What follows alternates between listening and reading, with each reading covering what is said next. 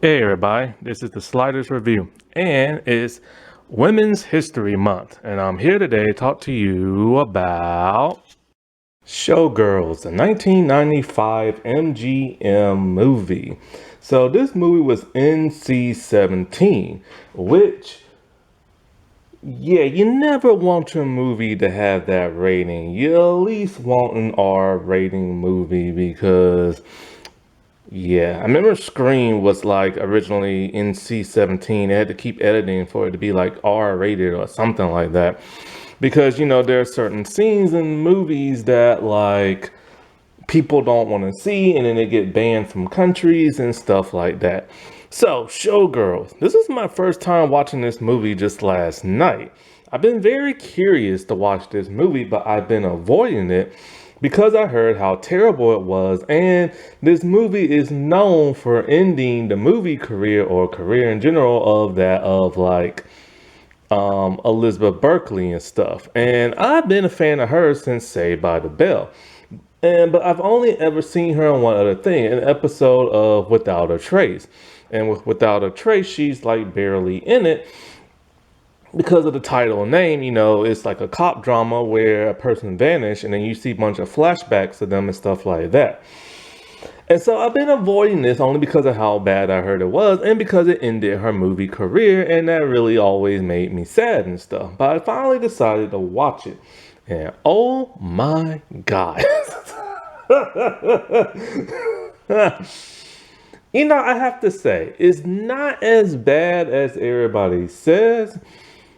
I look at this as like a beautiful tragedy. Like, that's really what this movie is. It has a lot of flaws. So I guess you could say a beautiful, flawed tragedy and everything.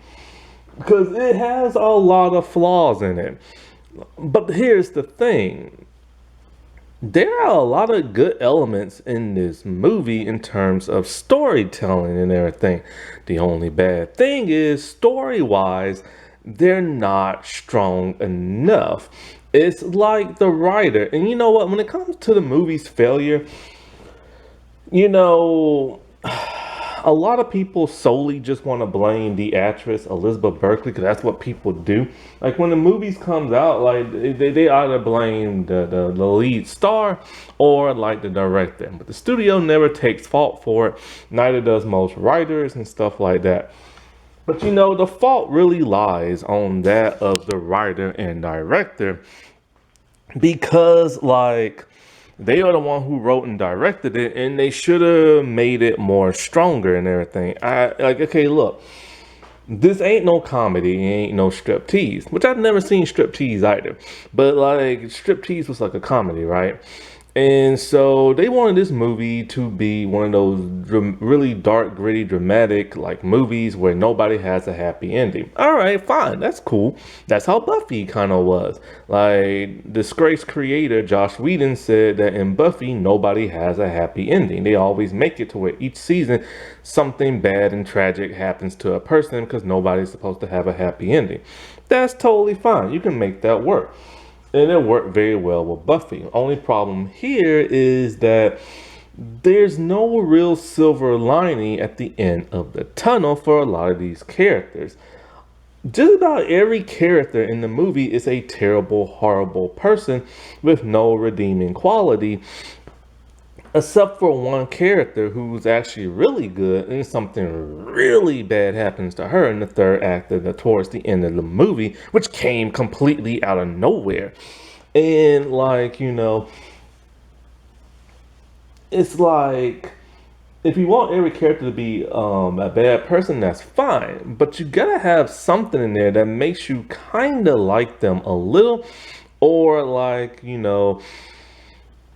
you need some type of justification for that of the protagonist. And the protagonist is a very complicated person because we don't really know truly who she is. We get little tidbits here and there, but we don't know really nothing about her until towards like the last four scenes of the movie, where we finally get her backstory and why she's doing what she's doing. Because you go out through the entire movie not really knowing why she was hitchhiking, not really knowing why she wanted to head to Vegas, not really knowing why she became a dancer and why dancing is her passion and this and that. We get some like character, like personality traits and everything, but other than that, we really don't know her. And the problem with the protagonist is that one thing in a movie you never, ever, ever want to do is you don't want like other characters pushing their story forward. The main protagonist, that is, like, you don't want random characters or secondary characters who progress the main star character throughout the entire movie. It's okay if they do it every once in a while, but the protagonist is supposed to push their story along. And in this movie, that does not happen. Like, throughout the entire movie, the lead character, Nomi, she never makes things happen for her in the movie. Every time she is put in a situation that is peril and an obstacle, like, she never finds a way to get herself out of that situation. It's always other characters that just happen to come along and hand her, like, her gold card for her to, like, enjoy herself or whatever. Like, all this good stuff that happens to her is because of other people making it happen, but never her making it happen for herself, except for one scene where she pushes somebody down the stairs and she gets their leading role. That is the only time she moves her own story forward. And the writer, whose name I can't even pronounce, should have known better. And the thing is, if they would have made the main character more sympathetic, then that would have really helped people understand and like the character, and also give certain mysteries to her backstory as to who she is and why she does what she does. Because you never know why she does anything in this movie, and it is frustrating and stuff. And that's writing 101. And the fact that the writer, who is very famous, should have known better and stuff. And I just don't like get that, like, because the main protagonist, while is a good person, she borderlines between, like, she's a little not shady, but like she's not entirely a good person. Like, she does have some bad traits. I like to think of this movie as the polar opposite of The Devil Wears Prada. That movie is a lighthearted comedy. And in that movie, we have a young woman who's thrust in a world she is not ready for, and it corrupts her. But you don't really see that corruption that much. It's just kind of hidden in the movie. It's more in the book, but not in that movie. Here in this movie, it's not a comedy. It's just dark and gritty and stuff like that. A young woman thrust in the world. We don't know why she's in this world, but she's in this world, and it eats and consumes her up. And a lot of bad stuff happens. But like I said before, it's not as terrible as people said it was, but I do understand why they feel the way they do, because like I said before, you have a movie that is dark and very tragic. There aren't that many good characters in the movie, and like, the main protagonist does not push her story forward. Clacken, I think that's how McClucken, is that how you say his name? He said he was gobsmacked when he watched this movie. He said it was just like horrible and everything. And it's just because certain things, cause here's the thing, it sets up situations where you assume certain things are gonna happen. That's how normally life plays out or a movie plays out. But then it twists it and flips it around, and it's just kind of like, oh, so terrible person? And it could have really made into like a good person, like type character, like the character of James. He's a good example. James is a man that Nomi meets, and you assume he's gonna be like the poor Prince Charming type of guy who's just a free spirit and help like the main character. And he starts to do that and he starts to give her good advice. And you think, okay, this is a weird kind of pairing, but it works and everything. And but then it turns out he's just a sleazebag like everybody else in this movie.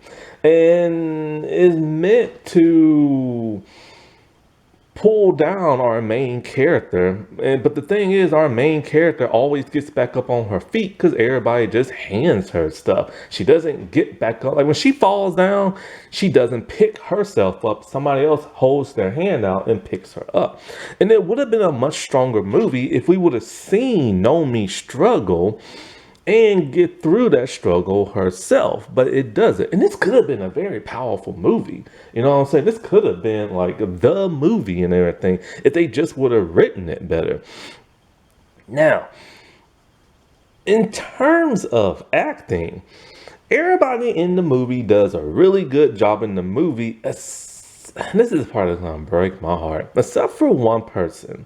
There's one person in this movie whose acting is split. Like, okay, because there's the thing. Elizabeth Berkley, she's from Saved by the Bell, right? And I love Saved by the Bell. I love Jessie. Like, I'm a fan of Elizabeth and everything. You know, she's like gorgeous. She's talented and all this. And she was great as Jessie. Like, she was great. You know what I'm saying? But I think this movie showed the kinks in her acting. Like she wasn't ready for a big mainstream movie at that time. I have no idea if she's ready for it now because I haven't seen her much. And so like TV acting, like I've said before, is completely different from movie acting and stuff. And it's just she was not ready for that yet. Now here's the thing. Like I said, I split her acting in half. There's the verbal part of it and there's the physical stuff of it. Physical, oh, she was amazing. Like she was amazing. Like she had the walk, she had the body, the dance moves and everything. Like she was phenomenal in all the physical acting and stuff like that. Like you have to give it up and you have to praise that woman because like she did all she did while either being like barely wearing anything or not wearing anything at all. And she went there. She went full frontal and everything because the requirements of this movie was you had to be able to dance and do full frontal. And at that time, like after 93 when Saved by the Bell ended, but Saved by the Bell felt like it lasted forever because of all the spin-offs. But yeah, in 93 it ended, and in 94 she did a movie that never got released. So here comes this opportunity, and like, you know, at that time, people's all like, you know, well, you know, I gotta do whatever I gotta do to make my movie career like go forward. And so she accepted this movie with full frontal and stuff like that. And that normally seems to be like a career ender for a lot of young actresses.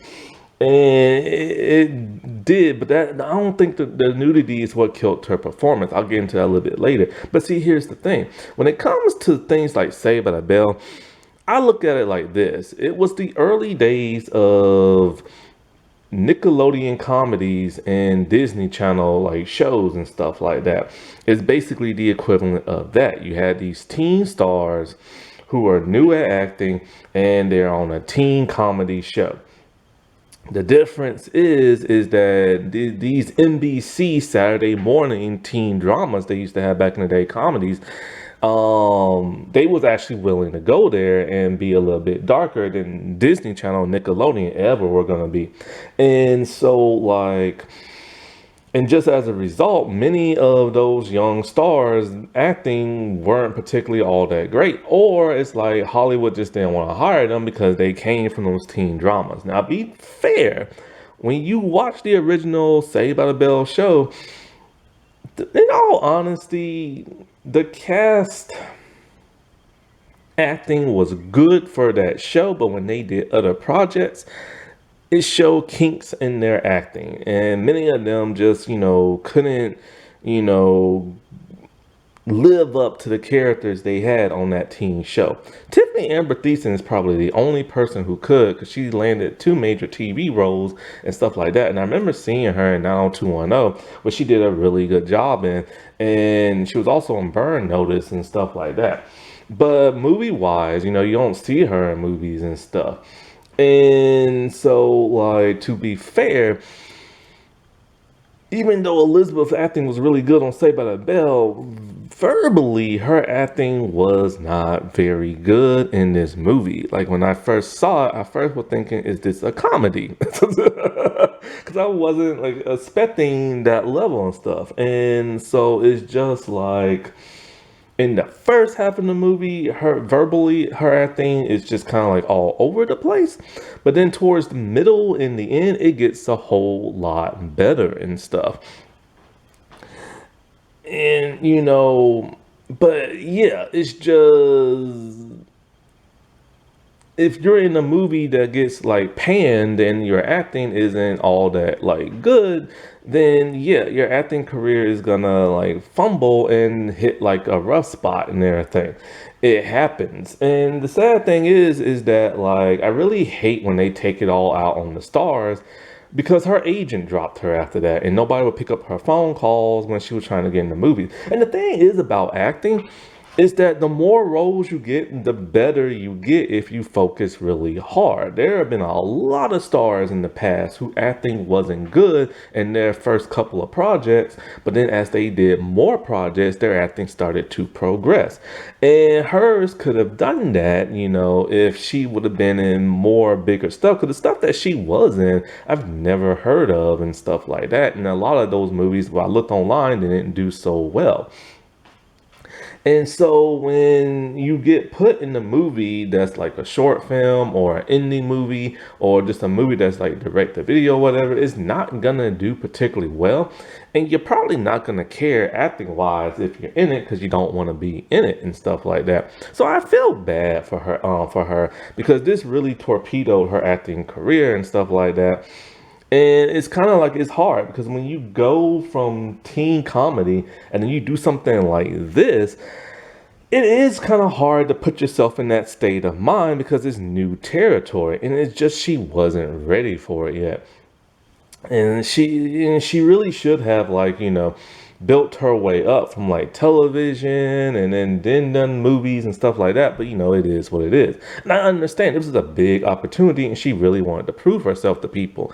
But that added with nudity and lack of acting experience just it ruined it for her. And that's really sad and tragic because I do like this actress a lot. You know what I'm saying? And like I said before, the physical acting, you gotta give it up to her. She was on fire with those dance moves. She had a rocking body and everything, you know, and it's just like the verbal acting just was not there. At least for the first half of the movie. And it's a long stinking movie.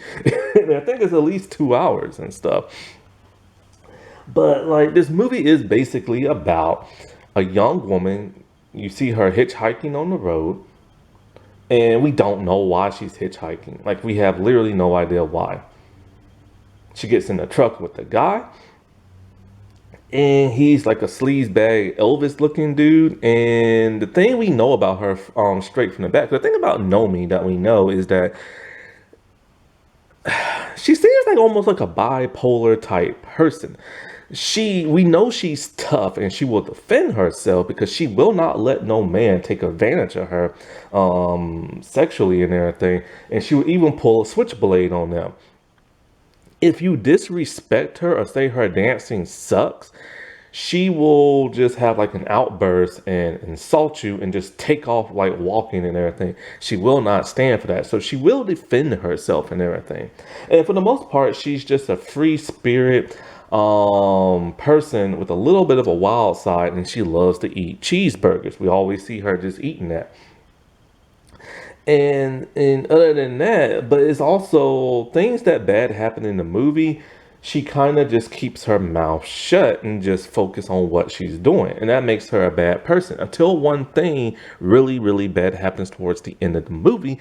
And she's willing to call the police because her friend got like sexually assaulted and everything, very graphically in the movie. And she's willing to tell, like, the police and everything until the guy she was messing around with, who's also a sleazebag, he finds out who she really is. Her real name is Polly Ann. And we find out about her past. Her dad was a terrible person who killed her mother and then killed himself. Then she led a life of crime and drugs and prostitution and stuff like that. And it's just one bad thing coupled on another. And this is why she was trying to make a new start, hitchhiking and stuff like that. She literally has nothing. And it would have been nice to know some of this stuff, or at least hint towards it like a mystery throughout the movie, but they never do. And because of that, it doesn't make her character interesting. And then when it's dumped on you at the very end of the movie, it's just kind of like, yeah, like, kind of like a terrible person and everything. And so after the dude reveals that to her, she does not call the police to report the assault of her friend. But then she goes to get revenge in a weird kind of way where she starts doing martial arts all of a sudden. But she had her switchblade out on him, but she decided to throw a bunch of spin kicks at him. And it's just kind of like throughout this entire movie, we've never seen her use martial arts. And all of a sudden, it's now in the movie, which was a stupid decision. At least stab him a little bit. Say he slipped on your knife.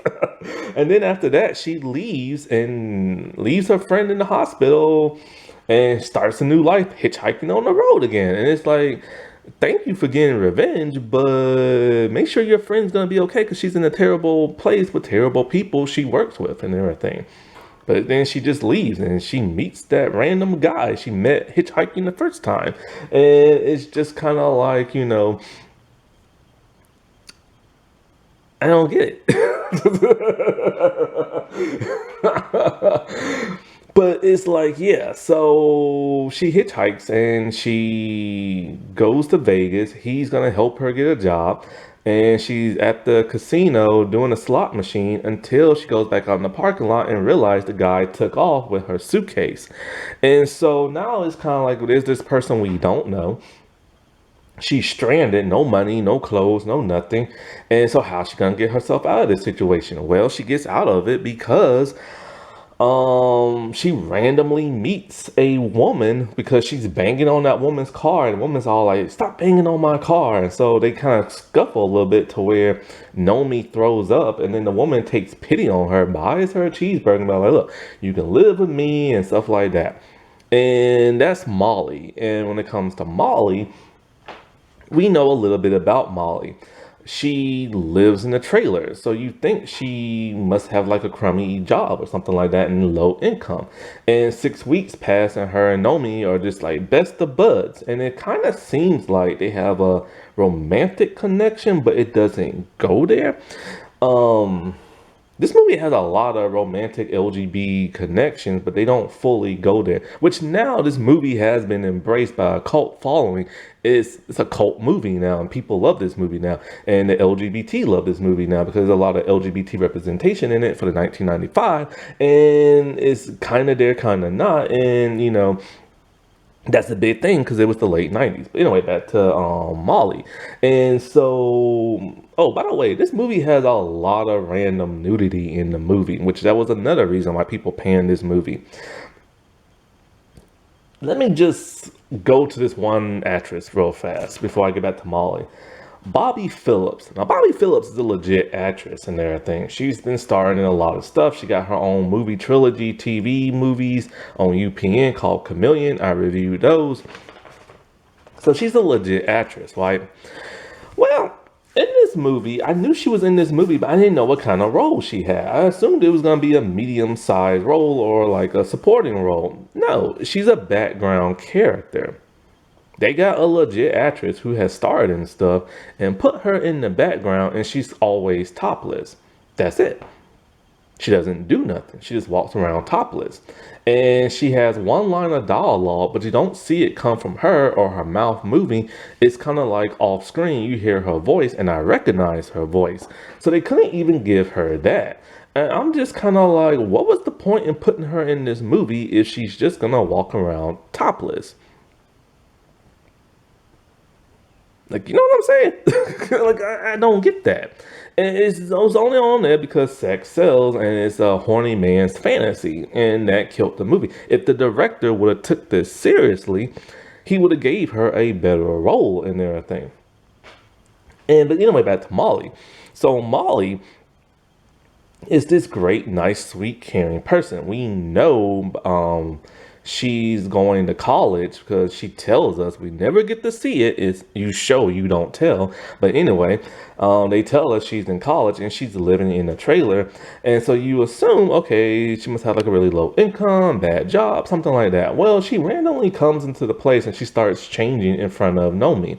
And it's just, why is she changing in front of her? Yeah, some girls do that and everything, but what's the point of it in the movie? There is no point. And so, like, we see her at her job and she takes Nomi with her. So we assume 6 weeks passed after she met Nomi, maybe Nomi's working for her. But no, Nomi is a stripper, and we find that out by a line of dialogue around this time. So she's working for like this showgirl Vegas type thing, where it's a bunch of women and men, they get naked, half naked, and they dance and they perform and they do this elaborate type stuff with special effects and stuff like that. And she is the person who designs like the clothes and stuff like that. So you would assume that she would be making better money to where she wouldn't be living in a trailer.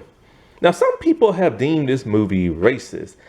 I will get to that towards the end of the movie. I don't know if it's necessarily racist, but it's white Hollywood standards when you keep doing this to people of color. And a lot of the people of color are really, really bad people. The white people are too, but they're better off and everything.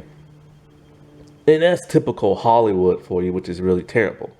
And so Molly, who is the black girl, is barely in this movie. She just randomly pops in and she randomly pops out. And she will do anything to help Nomi, which really irritates people because that's the black best friend for you. I hate that trope. And so she'll take her anywhere, she'll do anything. And so, but for the most part, she's a really good person. When she sees Nomi, well, she doesn't see Nomi do this bad thing, but she knows she did it. So anyway, remember when I said Nomi only progresses her story once in the entirety of the movie?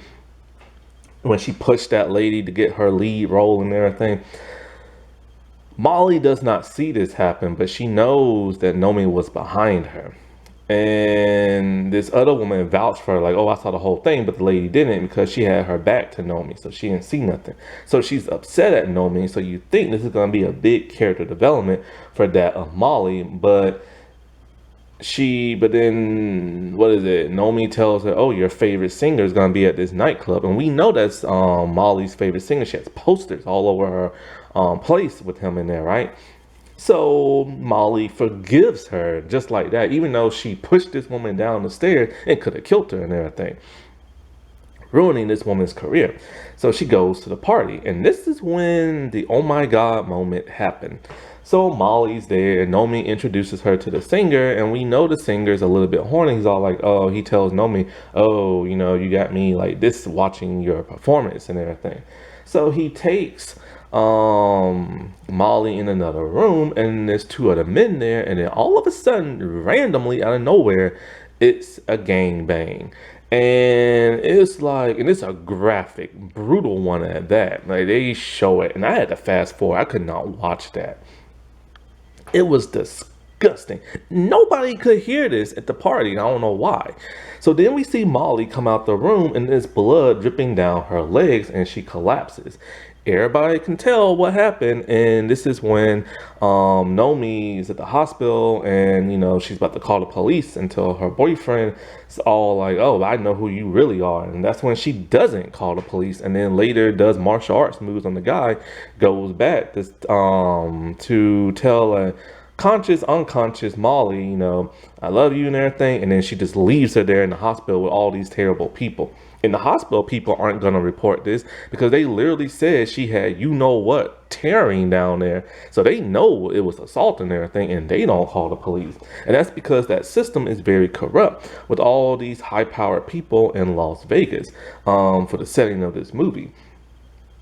And the part that really baffled people is, one, why was this gangbang scene even in the movie to begin with?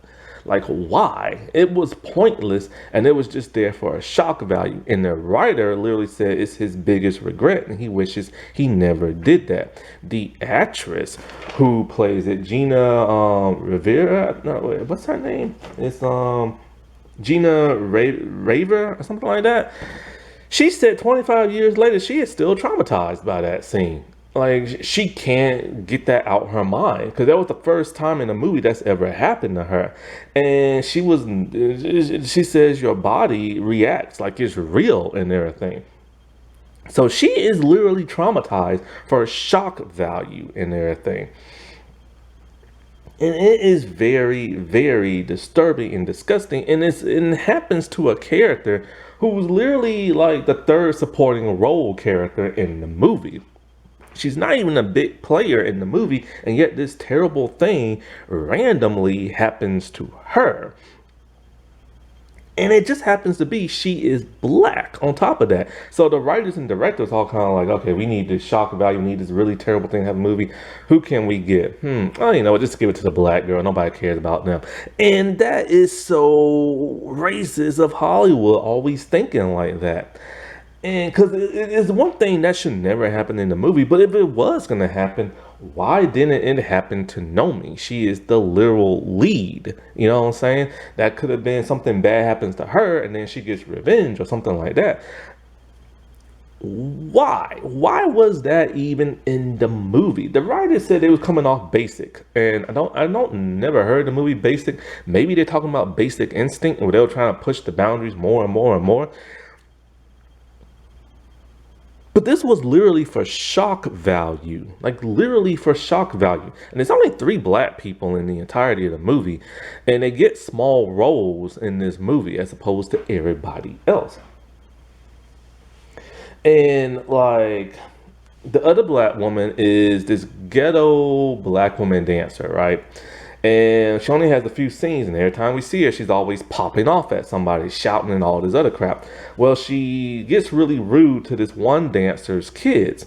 So that one dancer, a white lady with braids in her hair, I assume she was a white ghetto girl, but she has kids that are whiter than white. And like, so she decides, all right, you done talk to my kids like this, I'm gonna get revenge. So what does she do? Takes marbles so that her partner trips on it, and he trips and falls, holding her in the air, and she trips and falls and breaks her knee, taking her out the thing. Nomi sees this but doesn't say nothing. So to return the favor, she vouches for Nomi, talking about, oh, I didn't see her push her down the steps, even though she did. And it's just kind of like, really? That's what she does. The woman just insulted her kids. She didn't deserve to break her knee as a result of that. And the woman's black. And so then you have the black co-lead dude, James, played by Glenn Plummer. And I remember him from Saw 2. He's the black guy in that.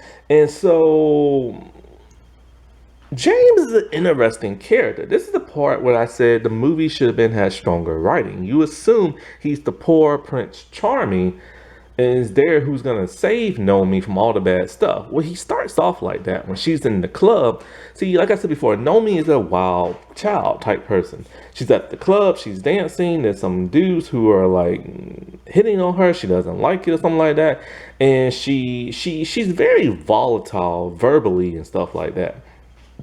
And I forget what she does to somebody, but it pisses the guys off and it starts a huge fight with the bouncers and stuff. James is a bouncer.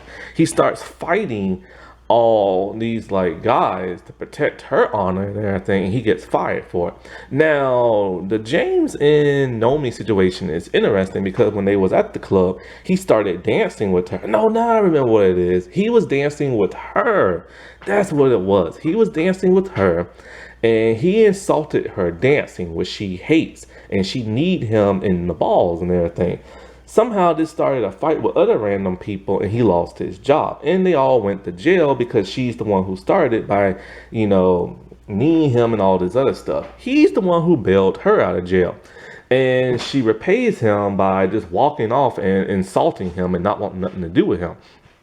But he keeps persisting because he likes her so much. He's basically her stalker in this movie.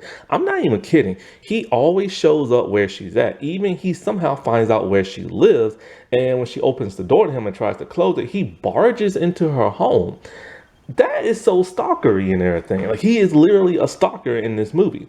But he's portrayed as the person who wants to help out Nomi.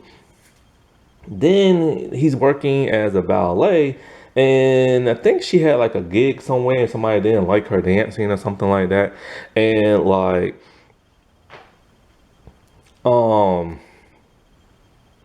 what is it? So like, he quits his valet job because he's being rude to his employee and stuff.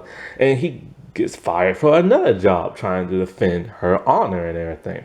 Anyways, he takes her back to his place, and you can tell he lives in like a studio apartment. It's run down and everything, and he is secretly a dancer. He's wanting to start this dance routine with 3 other women, and he even made her a mixtape.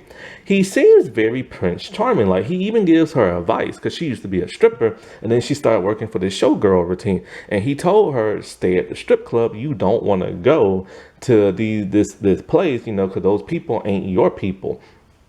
And they just not good. So he's trying to look out for her here and there.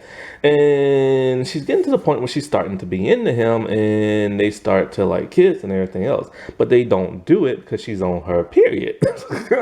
Which is a really funny scene when he tests to see if it's real. And he's all like, look, man, I got towels. We can still do this.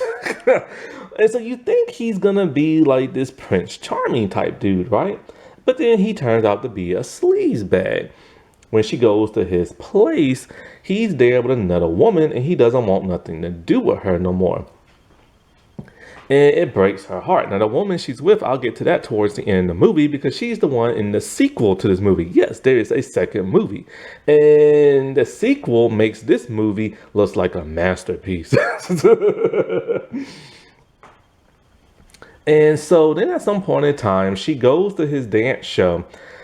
And this is the part that really sucks because once again, it's another black character getting dumped on. So already he started off as this great character. Then he turned out to be a sleazebag. We no longer care for him. But then he has his dance routine with those 3 women and people did not like it. And you can see the hurt reaction on his face. Then to make matters worse, the other girl shows Nomi a ring, talking about he's gonna marry me. So it's kind of like, wait, what the heck? So when she goes away, she talks to him and he tells her, I got her pregnant. So now I have to marry her. And then she's all like, well, what are you gonna do now that, you're gonna try dancing again? He's like, nah, I'm just gonna give it. He's starting to sound like a loser. He's literally now written and sounding like a loser. Like, nah, I'm going to give up on that. Everybody hates my dance routine. I'm going to start working at the grocery store with my mom. Hey, I get discount on baby formula and everything. And he literally is a man down on his luck. And it's just, he's written to be like that slob of a black man that people look down on. And I hate that in the movie. And people have perceived that and other stuff that happens to the black people in this movie as racist. Now, when it comes to Gina Grisham's character, Crystal, I think Gina is Italian, or Italian Jewish or something like that. She is an interesting character. She's one of the best characters in the movie, even though she's a terrible person. She is a true villain. That's the thing that makes her so great. She is your original Regina George, Libby Gibbler. Libby Gibbler is from Sabrina the Teenage Witch. Crystal is a true villain. See, the thing about Crystal, she has that Regina George quality to her, where it's like she's hot, she's the main attraction, she's the main star, but she sees the competition. And so instead of just hating on the competition, she befriends the competition and everything because one, the competition will bring in more audience members. It will help elevate you as a result. But here's the thing about her. She insults Nomi. She tells her, because Nomi, she asks her, because Nomi tells her, yo, I'm a dancer. And she's all like, oh, where you dancing at? She's all like, the Cheetah Club, which is a real place in Las Vegas. It's a real strip club. She's all like, oh, if you're a stripper at that club, you ain't no real dancer. So that pisses Nomi off and she insults her and walks off. But Crystal is intrigued, so she goes to the strip club and everything and watches what's her name dance and gets a private show with that. Who does Cal play? Cal plays some guy. Who does Cal play? I don't know. Anyway, Cal's character, whoever he plays, she gives him a very erotic lap dance and everything, like very. And Crystal just watches, and so Crystal is the one who gets her that job at that Showgirls place, whatever it's called. And so this is how she goes from the strip club to a more advanced type of strip club, where it's more like a theatrical play dance number type thing, right? Kind of like burlesque, kind of. So this is the part where I say, like, other people progress her story for her. So Crystal got her this high-end job where she's like a dancer. Carrie-Ann Inabra, the judge for Dancing with the Stars, was in this movie. And she was one of the backup dancers and stuff for this movie. And she said this movie was terrible. Like, in terms of it's torturous and everything. She said that, the dance set kept falling down, the way they would treat their stars were terrible. Remember that party scene, the assault scene? That took 9 hours to film. This is why that woman is traumatized. 9 hours of that. Whew. Anyway, but Carrie Ann said, it was just a terrible experience on this movie and stuff like that. And so, like, while she's there at this new fancy, like, dance place, the character of Crystal is, she has a liking to her. Now, we don't know Crystal's sexuality. We don't see her with men. We don't see her with women. But we do see she is attracted to that Nomi and everything. And so, like, things are going good until her and Nomi don't get along again. And when that happens, this is when that Regina George backstabbing type thing starts to happen. The frenemy thing, because it's kind of like Crystal wants to be in control and she can't have what she wants. She's going to make your life terrible. So she literally talks to like the higher people up to get Nomi to sex traffic and everything. Like, the people who work in this business are sleazebags. And when Nomi finds out that this is sex trafficking, she wants no part of it and everything. And Crystal literally set her up for that just because she's pissed at her and stuff. And then, but Crystal starts to see that, even though Nomi is very attractive and she's a great dancer, there's a part where she could literally take over. And she becomes that of the understudy for Crystal. And Crystal does not like that because Crystal can see that, Nomi could literally just, like I said before, take over. So she talks to the higher ups again and gets her kicked off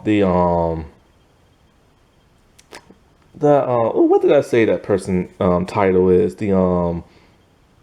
it stand-in or whatever? The person that's like your second runner-up or whatever. This pisses off Nomi to where she just pushes Crystal down the steps. And Crystal is now taken out for the rest of the movie. And now Crystal is the main attraction. She's the main star and everything. And so she finally got what she wanted. It all came crashing down after that whole party scene thing. But then she visit Crystal in the hospital, and you think Crystal should be pissed and mad, and this will progress her story more. But no, she's happy because she got a settlement out of it. And then they kiss each other on the lips very passionately, and then that's when Nomi leaves. But yeah, the Crystal character is a very great vixen of a character. She is a true villain. And it's one of the highlights because she's very sneaky at what she does with the whole backstabbing and, and wanting to control like a situation and like stuff like that. You know what I'm saying? And so the writing for her was really, really good and stuff. I just wish it was for like a lot of other characters. Now, the character Cal plays, see, the thing about Nomi is that she will not sleep with somebody to advance her career. She just won't. But that ended up happening in the movie. See, after the whole thing with her and James ended, she decided to start dating Cal's character because he starts flirting with her and all this other stuff. He is the manager. There's like a really erotic, like clickety clacking scene in like the pool. And so they're starting to date. Well, the other girls and even Crystal starts to get pissed by this because they think she slept her way to the top because there's an audition for a certain role. Naomi had no idea about this audition. And so people think she's just sleeping her way up to the top. And so when Crystal tries to set her up with the sex trafficking thing, she tells Kyle, and he gets pissed at this one guy and everything, but it's all a ruse because he's slimy and sleazy as well. And he is the one who finds out who she truly is in her past and prevents her from calling the police about the whole Molly situation. Because he said, it's all like a loop. It's all a business. They all work together. That singer who did that bad thing, he's like one of the people who helps them out and everything. So they're all sleazy, bad kind of people. And so it's just like, I'm okay with this being like a tragedy type movie where characters are terrible and this and that. But you gotta write it better. Like what happened to Molly should never happen. Something else could have happened to Molly. Maybe the relationship between her and Nomi went so bad because of that pushing Crystal down the thing to where she kicks like Nomi out her place, or maybe because Nomi isn't spending enough time with her, maybe it causes strain on their relationship, or better yet, Molly could have lost her job because originally, before Nomi started working there, remember that spat that Crystal and Nomi had about, oh, if you working at this place, you ain't no real dancer. And Molly literally tells Nomi, you cannot talk to her that way because she is the lead and you will get me fired and everything because you don't work here. That could have happened. That could have been Molly's tragic story. But no, they decided to gangbang her and everything. And so the writing just needed to be really stronger in certain elements. Now, I did say that there is a sequel to this movie. Showgirls 2. It stars that of Rena Riffle. And so she plays the girl that James get pregnant. And she's the former employee of Nomi at that strip club and everything. That was a Kickstarter movie. It was written, edited, produced, directed, and starred that of Rena and stuff. You don't want to do all that. If you star in something, you don't want to direct it. And you probably don't want to write it. And you certainly don't want to edit it. I've never seen her in any other thing. She was in Striptease. Mostly the credits that I read of her are just like the hot girl and everything. I don't know how her acting is beyond this movie, because she's barely in this movie, and she's kind of just a hot, dumb girl in this movie. When you watch the trailer, watch the 3-minute trailer. Don't watch the short minute trailer, the short, like 1 minute. Watch the 3-minute trailer. It makes the first Showgirl look like a masterpiece. It looks like a student film. I'm not even joking. I've made student films in college just for the fun of it. You know how it is. The audio sucks. The camera just stands in one place. There's always that echoey type, that void sound when people talk. This is literally looks like a fan film. Some of the people from the first movie do show up in supporting roles, like James shows back up. But the acting is atrocious. The camera work is atrocious. The sound is atrocious. It literally looks like a YouTube fan film movie and everything. And this is supposed to be the sequel to the Showgirls. And it's like, I understand the passion of the actress wanting to do this, but my God, if you didn't have the resources and the money and the budget, whatever, to do this, you just don't do it. I'll try to find the trailer and link it below. You have to watch the trailer. It is terrible. And so I really hate that this movie was so negative, but it's like, but like I said before, there are some good elements in this movie. They just wasn't written well enough. It was directed well enough with the scenes and the dance scenes and stuff like that. But writing wise, they fell flat because they really should have elevated their characters better, especially that of the lead. It's just kind of like, how do you not have the protagonist progress her own story? She literally doesn't in this movie. Everybody else does it for her. Happy Women's History Month, everybody. All right, well, I'll talk to you later. Bye.